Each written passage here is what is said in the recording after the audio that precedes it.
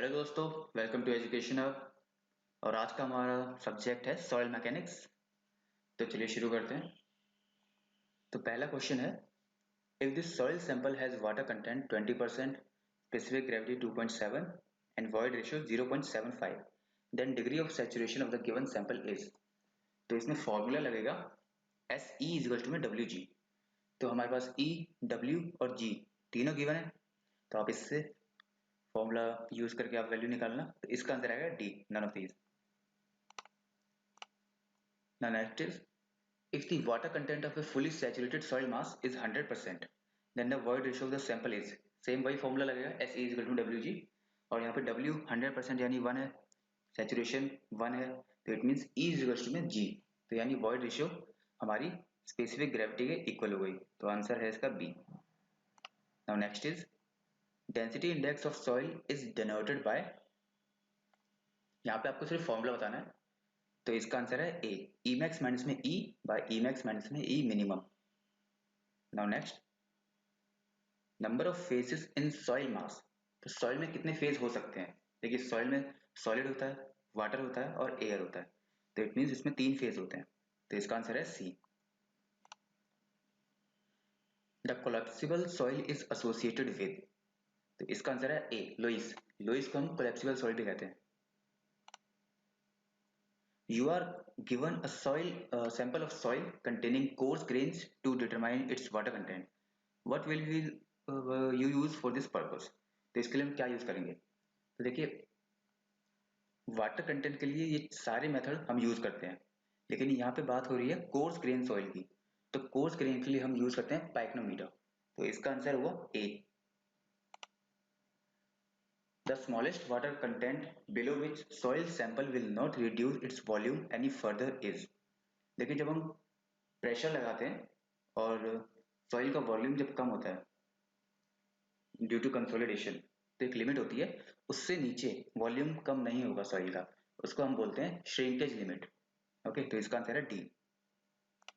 Now next is, consistency index for a clay soil is dash, where L L liquid limit, P L P I. तो इसमें formula बताना है। तो consistency limit के लिए formula होता है एल एल माइनस में W by P I, plasticity index.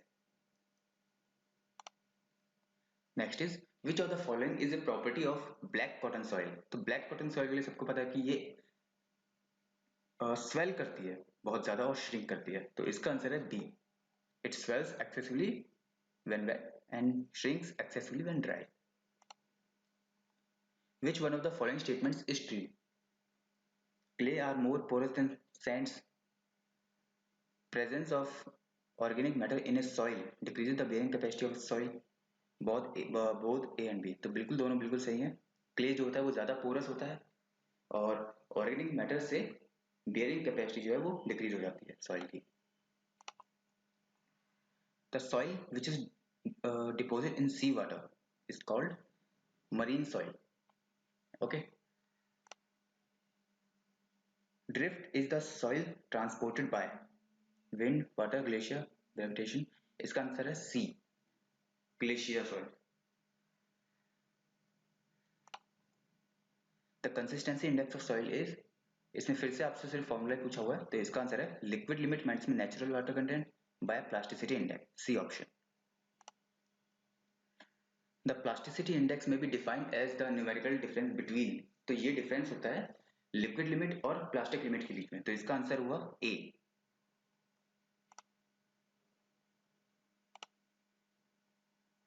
Now water content of soil can be accurately determined by. तो इसमें वाटर कंटेंट की बात हो रही है, तो देखिए सबसे निकाला जा सकता है calcium carbide, alcohol, oven dry. लेकिन एक्यूरेटली की बात हो रही है, तो एक्यूरेटली हम निकाल सकते हैं ओवन ड्राई मेथड से। तो इसका आंसर है डी।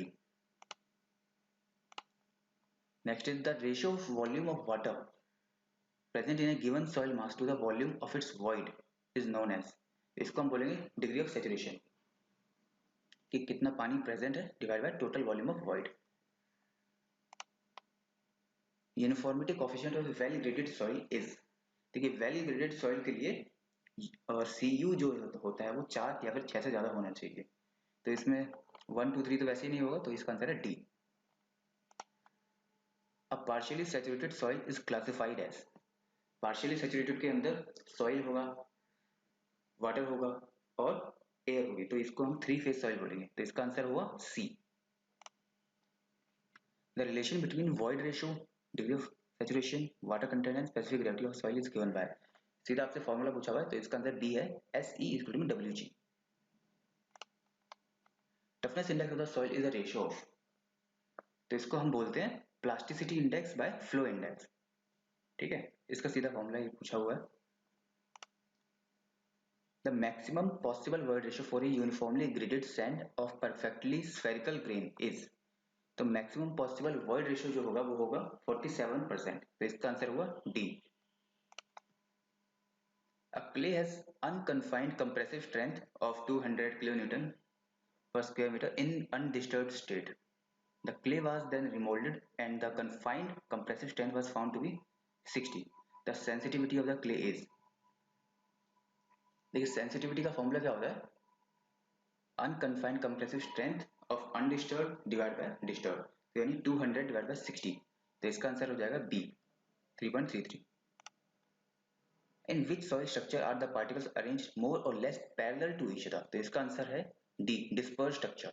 डिस्पर्स में वो पैरेलल होते हैं, दबे हुए होते हैं लेकिन एक दूसरे के पैरेलल होते हैं। The ratio of plasticity index to the dash is term as toughness, तो टफनेस इंडेक्स होता है plasticity index divide by flow index, तो इसका आंसर हुआ C. The clay mineral with the largest swelling and shrinkage characteristic, तो कौन सी ऐसी clay है जिसकी कैरेक्टरिस्टिक्स श्रिंकेज और स्वेलिंग की सबसे ज्यादा है, तो वो आंसर है सी मॉन्ट मोरिगनाइट, सबसे ज्यादा यही स्वेल और जो है श्रिंकेज करती है सबसे ज्यादा।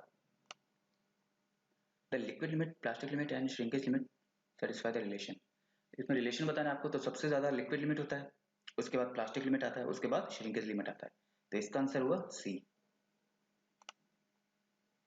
If the plasticity index of a soil is 45% then the soil will be, ये पीआई की बात हो रही है, तो सॉइल क्या होगा, तो सॉइल इसमें होगा विद हाई प्लास्टिसिटी, 45% पे हम बोलेंगे कि सॉइल जो है वो हाई प्लास्टिसिटी है। पाइक्नोमीटर इज यूज्ड टू डिटरमाइन, तो इसको हम यूज करते हैं वाटर कंटेंट निकालने के लिए और साथ में स्पेसिफिक ग्रेविटी निकालने के लिए, तो इसका आंसर सी है। The water content of a highly organic soil is determined in the oven at temperature of, तो इसका आंसर है डी 60 डिग्री, क्योंकि इससे ज्यादा अगर हमने टेम्परेचर किया तो क्योंकि सॉइल जो है वो ऑर्गेनिक है तो ऑर्गेनिक पार्टिकल बर्न हो सकते हैं, तो इसलिए इसका आंसर सी है, सॉरी डी है। इन लिक्विड लिमिट टेस्ट कैसा grinded tools cuts A groove of dash mm wide, तो इसका आंसर है 12 mm। कैसे ग्राइंडर के लिए जब हम लिक्विड लिमिट निकालते हैं तो उसमें जो कट होता है वो 12 mm का होता है। At liquid limit all soils have same shear strength of small magnitude, सही आंसर है पहले ही सही है ऑप्शन ए, कि लिक्विड लिमिट में सभी की shear स्ट्रेंथ बहुत कम होगी लेकिन सेम होगी। Shrinkage index is equal to, ये होता है श्रिंकेज लिमिट माइनस में plastic limit liquid shrinkage, C, इसका सी ऑप्शन है, प्लास्टिक लिमिट माइनस में shrinkage limit. The quickest method for determination of water content, तो वाटर कंटेंट निकालने के लिए इस बार पूछा हुआ है कि सबसे जल्दी किससे निकालते हैं, तो इसका आंसर है कैल्शियम कार्बाइड। कैल्शियम कार्बाइड सबसे जल्दी हमको वाटर कंटेंट देता है और ओवन ड्राई मेथड हमको सबसे एक्यूरेट वाटर कंटेंट देता है। Lacustrine soil are transported by, इसका आंसर है C lakes. A soil is called active if its activity is greater than 1.25, अगर 1.25 से थोड़ा कम है 1 तक है तो वो नॉर्मल होता है और 0.75 से भी कम हो जाए तो वो नॉन एक्टिव हम उसको बोलेंगे, लेकिन 1.25 से ज्यादा है तो उसे हम एक्टिव बोलेंगे, तो इसका आंसर है B. Which of the following methods is not used for measuring in situ density of compacted soil, तो इसका आंसर है D Casagrande method. If D30, D10, D60 for soil are this then the coefficient of uniformity, तो आप Cu पूछा हुआ है, Cu का formula होता है D10 sorry D60 by D10 यानी 5 डिवाइड बाय 1, तो इसका आंसर है B. Which of the following soils is essentially plastic in behaviour. तो इससे तो सिंपल सा क्वेश्चन है, क्ले जो है सबसे ज्यादा प्लास्टिसिटी दिखाता है इन सब में। सिल्ट में भी थोड़ा होगा, लेकिन यहाँ पे क्ले है तो हम क्ले को ऑप्शन प्रेफर करेंगे। A clay is called quick if its sensitivity is, इसका आंसर है ए। जब 16 से ज्यादा हो जाता है तो उसको हम क्विक बोलते हैं। The description of Sandy silty clay signifies that. देखिए सैंडी सिल्टी क्ले की बात हो रही है तो इसमें प्रोपोर्शन के बारे में पूछा हुआ है। तो इसमें सबसे ज्यादा क्ले होगा, उसके बाद सिल्ट होगा, तो उसके बाद सैंड होगा। तो इसका आंसर है डी, सबसे ज्यादा क्ले, फिर सिल्ट, फिर sand. Hydrometer reading are corrected for. देखिए हाइड्रोमीटर की जो रीडिंग होती है वो हम टेम्परेचर, मेनिस्कस और डिस्पर्जिंग एजेंट के लिए यूज करते हैं। तो इसका आंसर हुआ D. The effective size of a soil is D10, इसका answer A. When the plasticity index of a soil is 0, the soil is called clay और silt बिल्कुल नहीं बोलेंगे क्योंकि इनके अंदर प्लास्टिसिटी इंडेक्स होता है, 0 नहीं होगा। सिल्टी सैंड है, सिल्ट है क्योंकि तो भी 0 नहीं होगा। इसका आंसर है C, sand. Silt particle size as per unified soil classification system is. ये सिल्ट का साइज पूछा हुआ है तो इसका साइज होता है 0.002 या फिर 2 माइक्रोन टू 75 माइक्रोन। 2 माइक्रोन से कम क्ले हो जाएगा और 75 तक ये सिल्ट हो जाएगा। तो इसका answer C. As per I system M I is a symbol of. देखिए एम होता है सिल्ट और आई होता है मीडियम प्लास्टिसिटी या फिर कंप्रेसिबिलिटी बोल सकते हैं। तो इसलिए इसका आंसर है C, silt of medium plasticity. Sieving is not practicable for grain size smaller than. लेकिन जो हम सीविंग करते हैं सॉइल का साइज पता करने के लिए, तो प्रैक्टिकल साइज उसका मैक्सिमम मिनिमम साइज जो है वो कितना होगा, तो वो है 0.075 mm। इससे कम हम नहीं कर सकते डिटरमाइन। तो 0.075 mm। In comparison to Atterberg limit of normal soil, expansion soil have which of the following. देखिए एक्सपेंशन सॉइल की बात हो रही है तो मोर, लिक्विड लिमिट बिल्कुल उसका ज्यादा होगा, प्लास्टिक लिमिट उसका कम होगा ताकि प्लास्टिसिटी इंडेक्स जो है वो ज्यादा है। तो ए और बी दोनों सही है। लेस श्रिंकेज लिमिट, ये भी सही है। मोर वॉल्यूमेट्रिक श्रिंकेज, ये भी सही। तो इसका आंसर है A B C D. Which of the following list of soils is in increasing order of specific surface area. In increasing order, ठीक है। तो इसका आंसर है sand, silt, clay and colloid. यानी जैसे साइज कम होता जा रहा है वैसे वैसे उसका स्पेसिफिक सरफेस एरिया एक गिवन वॉल्यूम के लिए इंक्रीज होता जा रहा है। तो इट मींस इसका आंसर है सी, सैंड, उसके बाद सिल्ट, उसके बाद क्ले, उसके बाद colloids. The standard plasticity chart to classify fine grain soil.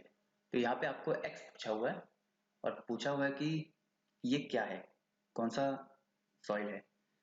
तो इसका आंसर है, देखिए ऊपर ये जो ए लाइन होती है इससे ऊपर क्ले होती है, तो ये क्ले हुआ। और ये 35 से 50 के बीच है तो ये इंटरमीडिएट प्लास्टिसिटी। तो ये क्ले है इंटरमीडिएट प्लास्टिसिटी का। तो इसका answer D, clay of intermediate plasticity. Match the following, इसमें साइज बताना है हमको।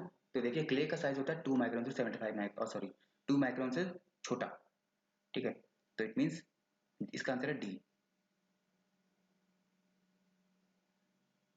कोर्स सैंड के लिए उसके बाद सिल्ट, सिल्ट होता है 2 माइक्रोन से 75 माइक्रोन, तो इसका बी। उसके बाद आता है फाइन सैंड, तो फाइन सैंड का हुआ C option 75 micron to sorry 0.075 to 0.425 mm। और उसके बाद आता है D, sorry B, coarse sand. तो इसके लिए हुआ हमारा 2 टू 4.75 mm सबसे ज्यादा। तो इसका आंसर है हमारा सी।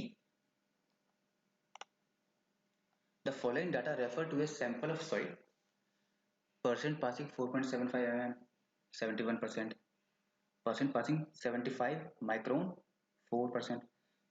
सीयू आपको दे दिया, सीसी आपको दे दिया। The soil is classified as, देखिए सीयू आपको दे रखा है 7.5 यानी 6 से ज्यादा है तो वो सैंड होती है। तो इट मींस ए या सी में से एक है तो वो सैंड हुआ। उसके बाद कोफिशिएंट कर्वेचर जो है वो आपका 1 से 3 के बीच में होना चाहिए, वो भी सही है। तो ये आपका हुआ वेल ग्रेडेड सैंड। तो इसका आंसर है A. In sedimentation analysis the principle use, लेकिन सेडिमेंटेशन के लिए यूज करते हैं स्टोक्स लॉ, कि वो कितनी वेलोसिटी से नीचे आ रहा है उसके लिए हम स्टोक्स लॉ यूज करते हैं। Honeycomb structure is found in, इसका आंसर है सिल्ट। सिल्ट में हम हनीकॉम स्ट्रक्चर फाउंड करते हैं। क्ले के लिए डिस्पर्स और फ्लैकुलेटेड दोनों होता है। The shape of the particle size distribution curve is represented by the coefficient of curvature, इसका आंसर है ए। शेप के लिए हम कोफिशिएंट ऑफ कर्वेचर पता करते हैं। A particle size distribution curve gives an idea about, इसका आंसर है टाइप ऑफ सॉइल, कि सॉइल किस टाइप की है, कि वो वेल ग्रेडेड सॉइल है और साथ में ग्रेवल है, ये सब चीजें, ग्रेवल है, सिल्ट है, क्ले है, और उसकी ग्रेड के बारे में भी पता चल जाता है इससे। What are the corrections applied in hydrometer analysis for soil sample? ये करेक्शन के लिए होता है, इसमें मेनिस्कस करेक्शन, डिस्पर्जिंग एजेंट करेक्शन लगता है, लेकिन इसमें मेनिस्कस करेक्शन जो होता है वो एडिटिव होता है और डिस्पर्जिंग एजेंट सब्ट्रैक्टिव होता है, तो इसका आंसर है B. The type of soil structure in which particles of soil are arranged in face-to-face orientation. Face to face की बात हो रही है तो इसका आंसर होगा डिस्पर्स्ड, क्योंकि इसमें पैरेलल होगा और फेस टू फेस होगा। For uniformly graded soil the coefficient of uniformity, देखिए यूनिफॉर्मली ग्रेडेड की बात हो रही है तो Cu जो है वो 1 होगा, तो इसका आंसर है ए। Soil was tested in NRC and its liquid limit found to be 15%, plasticity 3%. According to Kazagante, which soil type is this? तो इसका आंसर है ए, क्योंकि इसका लिक्विड लिमिट देखिए 15% है, तो 35 से कम है तो ये लो प्लास्टिसिटी हो गई, और इसका प्लास्टिसिटी इंडेक्स जो है वो 3% है, तो यानी कि 4 से अगर कम होता है तो वो हम सिल्ट बोलते हैं, तो इसका आंसर है A, ml। The dimensions of coefficient of permeability are, देखिए परमेबिलिटी इसकी जो डायमेंशन होती है वो वेलोसिटी जैसी होती है, सेंटीमीटर पर सेकेंड, तो C. Capillary water in soil causes negative pore water pressure, तो इसका आंसर है ए, वो negative pore water pressure create कर देगा। Which of the following is practically impermeable, तो इसका आंसर है क्ले। क्ले इम्परमिएबल होता है, इसकी पोरोसिटी बहुत ज्यादा होती है लेकिन परमिएबिलिटी इसकी नेग्लिजिबल होती है, इम्परमिएबल ही बोलते हैं इसको। An artesian aquifer is the one where, इसका आंसर है बी, वाटर इज, जहां पे पानी जो है दो इम्परवियस स्ट्रेटा के बीच में प्रेशर में होता है। Which of the following statement is not true in the context of capillary pressure in soil, तो pore water pressure in is negative, बिल्कुल सही है। वाटर इज अंडर टेंशन, सही है। Capillary pressure is more in coarse, ये बिल्कुल गलत है, क्योंकि कोर्स में साइज ज्यादा होगा तो कैपिलरी प्रेशर बन ही नहीं सकता। The rate of flow of water through a soil is proportional to hydraulic gradient is demonstrated by, तो ये डेसी लॉ है, तो इसका आंसर है B, Henry Darcy. According to Darcy law for flow through porous media the velocity is proportional to hydraulic gradient, v equals to में K I, तो इसका answer C. Falling head method is best suited for, falling head method जो होता है वो होता है clay soil के लिए, क्योंकि इसमें क्या है, क्ले इम्परमिएबल होती है, तो हम इसके अंदर जो वाटर होता है वो हम उसके ऊपर प्रेशर लगा के छोड़ देते हैं।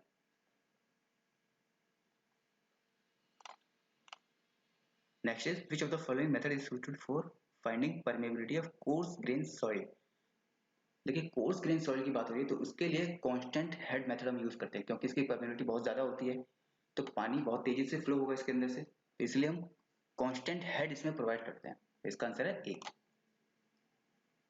Relation between coefficient of permeability K and transmissibility, इसका होता है टी इजिकल्स में के इंटू में डी, तो इसका आंसर है डी ऑप्शन, के इंटू में डी। के तो परमेबिलिटी है और डी जो है वो है डेप्थ ऑफ कन्फाइनमेंट, जो नीचे सॉइल के अंदर जो कन्फाइंड लेयर होगी उसकी जो डेप्थ होगी तो उसको हम डी बोलेंगे, तो के इंटू में डी हमारा टी हो जाएगा। Which of the following materials will have the least permeability, सबसे कम परमेबिलिटी होगी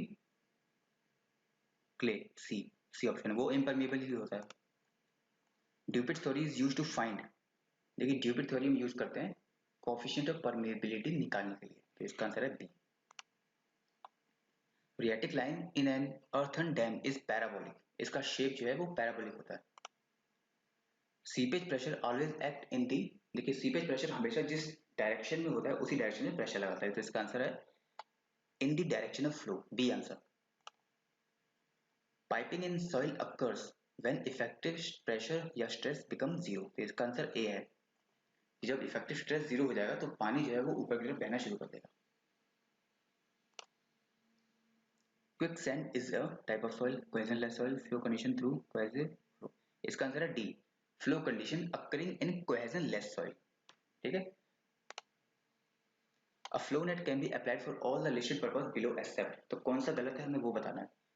डिटर्मिनेशन ऑफ हाइड्रोस्टैटिक प्रेशर सही है, सीपेज सही है, सीपेज प्रेशर ये भी सही है, determination of electric charge carrying capacity ये बिल्कुल गलत है, तो इसका आंसर है D.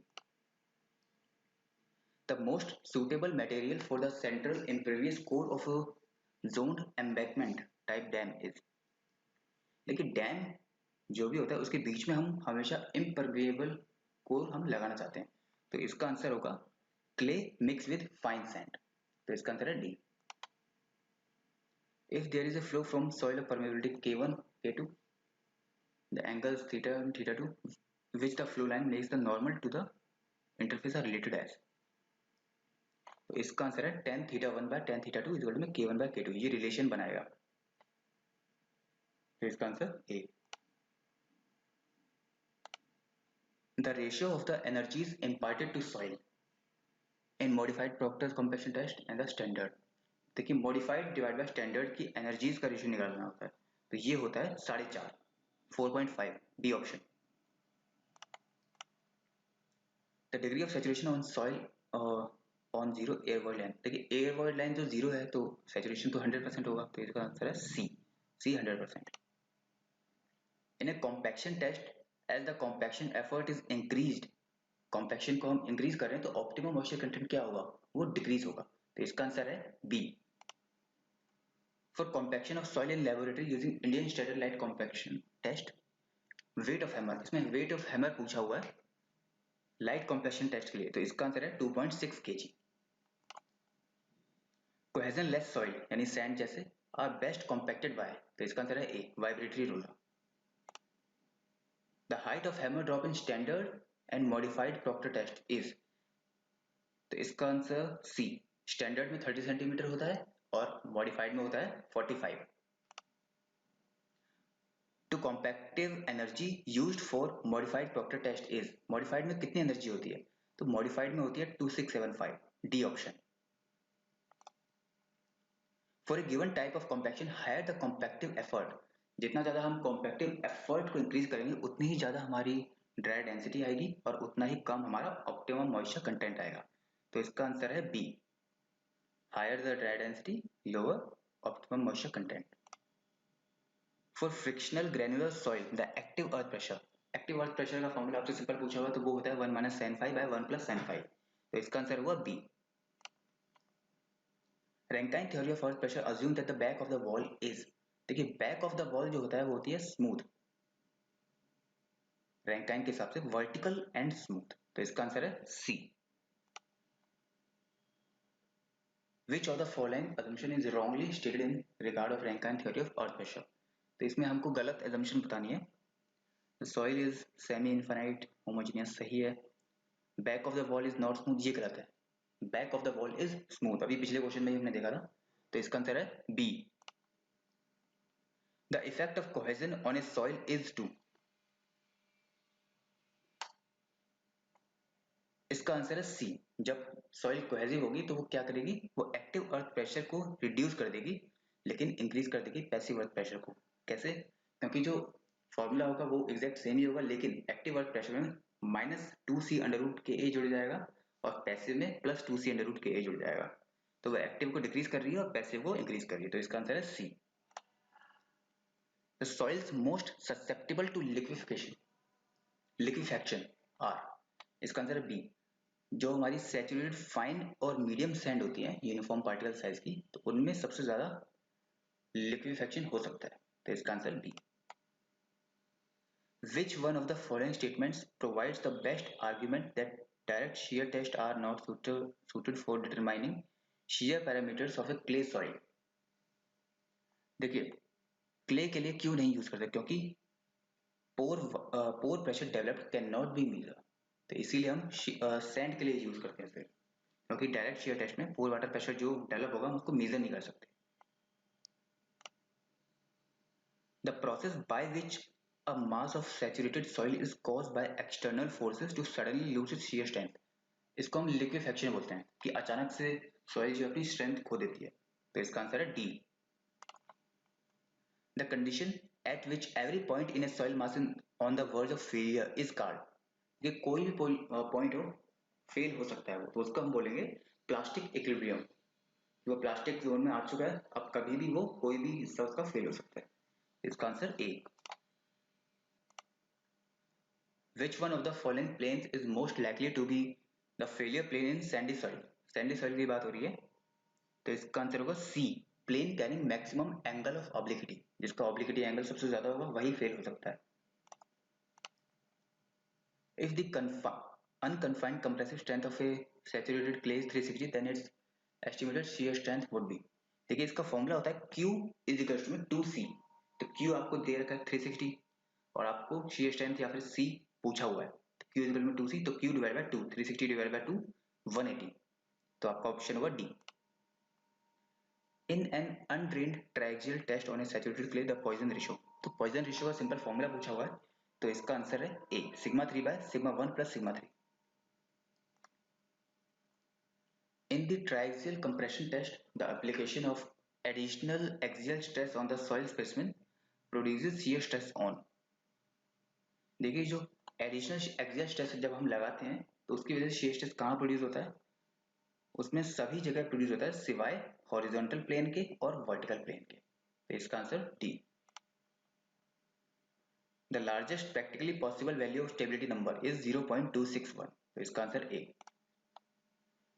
For slope of limited extent the surface of slippage is usually along, देखिए लिमिटेड एक्सटेंट के लिए जो हमारा सरफेस होगा वो हमारा सर्कुलर आर्क बनेगा, तो इसका answer D. The stability number, आपसे सीधा स्टेबिलिटी नंबर के लिए फॉर्मूला पूछा हुआ है सीधा, तो इसका होता है सी बाय गामा एक्सी, ऑप्शन है A. Failure of slope occur only when total shear force is, देखिए स्लोप तभी फेल होंगे जब शियर फोर्स जो लग रहा है वो उसकी शियर स्ट्रेंथ से ज्यादा हो जाए, तो इसका आंसर है B, greater than total shear strength. In Newmark's influence chart for stress distribution, there are 10 concentric circle and 10 radial line. Influence factor आपसे पूछा हुआ है, तो influence factor होता है 1 डिवाइड बाय m इंटू में n, m हुआ आपका concentric circles और n हुआ radial line, यानी कि 1 डिवाइड बाय 100, तो इसका answer B option 0.01। Effective stress on soil increases void ratio and decreases permeability, wrong, this, wrong, this, decreases both void ratio and permeability, इसका answer सी। जैसे जैसे effective stress increase होगा तो void ratio हमारे decrease होंगे और परमेबिलिटी हमारी decrease होगी, तो सी आंसर है। For collecting undisturbed sample the area ratio of sampler is to be smaller than 10%, जो हमारा सैंपलर होता है उसका एरिया रेशियो 10% से कम होना चाहिए। The free fall of hammer in standard penetration test is equal to 75 centimetre. In SPT, n value is number of blow for first, wrong, number of blow for first 39, number of blow 30 cm after first, इसका answer है C, number of blow for 30 cm penetration after the first 15 cm penetration, पहले 15 cm को हम consider नहीं करते, उसके बाद हम कंसीडर करते हैं। For clay of moderate to high plasticity, which of the following agent is the best for improving soil property, देखिए सॉइल प्रॉपर्टी को इंप्रूव करना है तो इसके लिए होता है सी, लाइम, इसका आंसर है lime. In stabilizing soil by mixing with the cement, the amount of cement used as percent of soil is, इसका आंसर है सी, 5 to 14%, इतना सीमेंट हमको मिलाना पड़ेगा। Lime stabilization leads to, ये decrease in shrinkage limit, increase in plastic limit, decrease in liquid limit, flocculation of clay particle, तो इसका answer है डी ऑप्शन 2, 3 एंड 4, ये इंक्रीज कर देता है प्लास्टिक लिमिट को, डिक्रीज कर देता है लिक्विड लिमिट को, ताकि प्लास्टिसिटी इंडेक्स जो है वो हमारा कम हो जाए और प्लास्टिसिटी कम हो। और सेटलमेंट कम हो उसकी वजह से। And 4 fluctuation of clay particle, fluctuation की वजह से क्या होगा, उसकी जो shear स्ट्रेंथ है वो इंक्रीज हो जाएगी। तो इसका answer D. When the degree of consolidation is 50%, the time factor is about, तो 50 के लिए हमारा टाइम फैक्टर होता है 0.196, यानी हम 0.2 उसको कंसीडर कर सकते हैं। तो इसका answer A.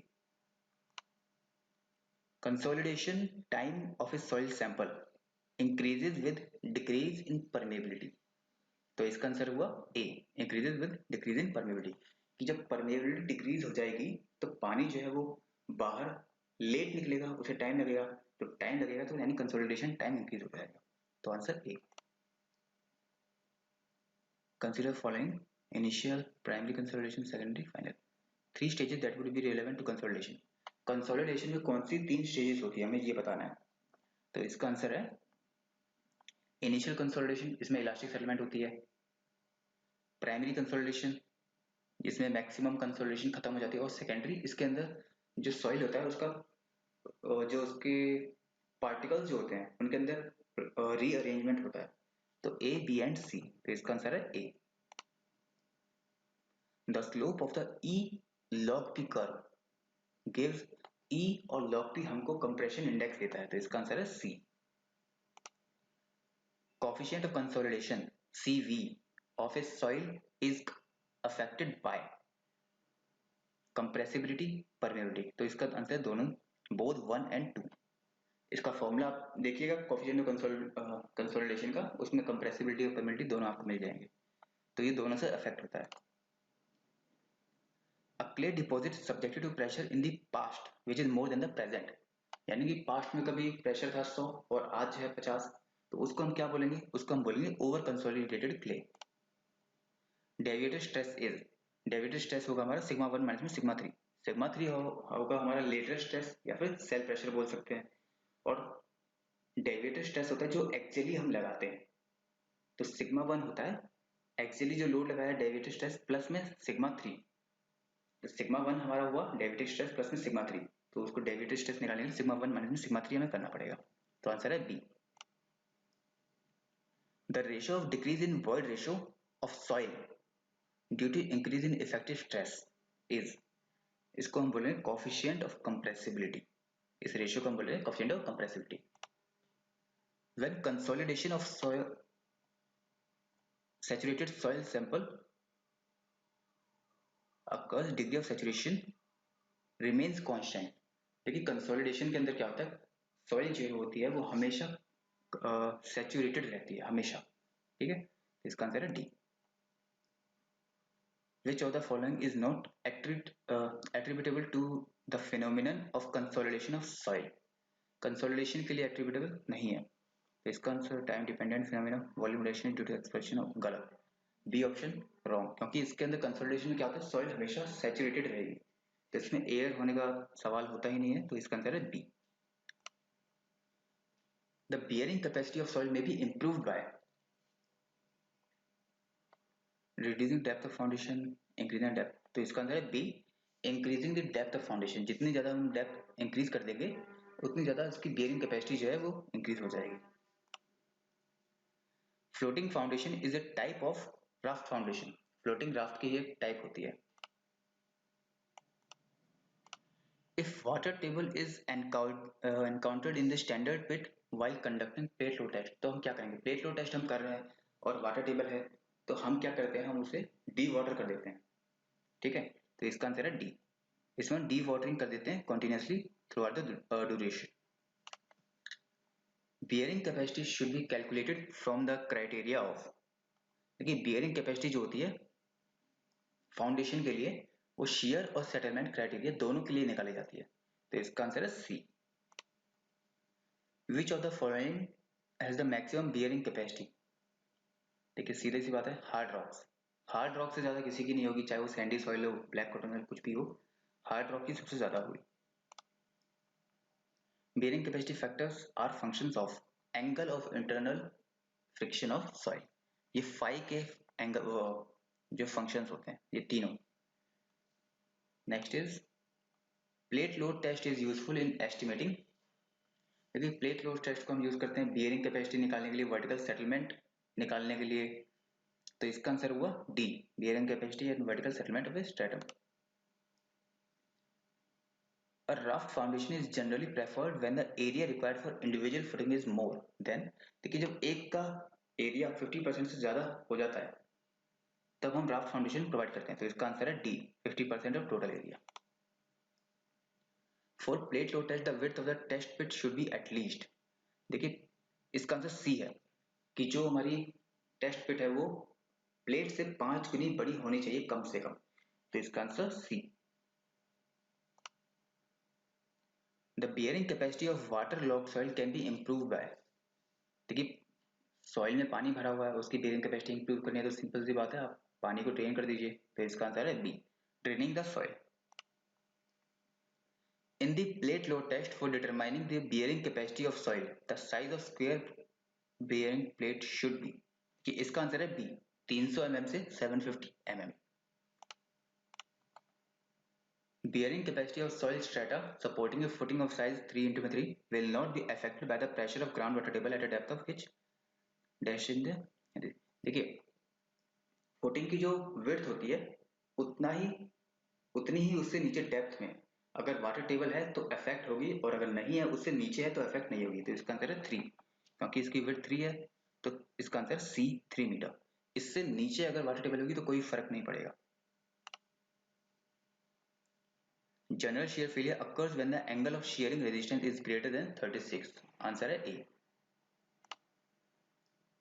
Negative skin friction of piles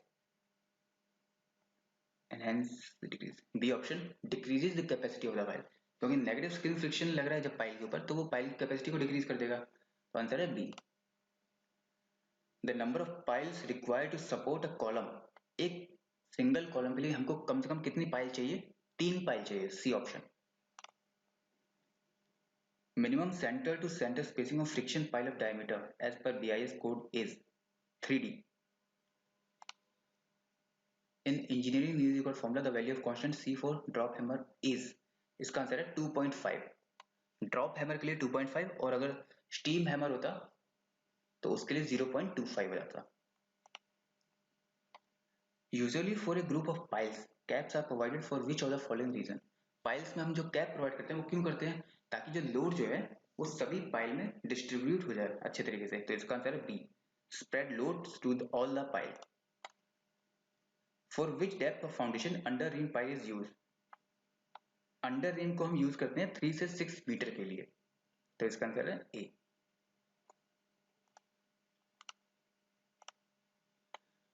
So thank you for watching this video guys. Please like, share and comment and please subscribe to my channel.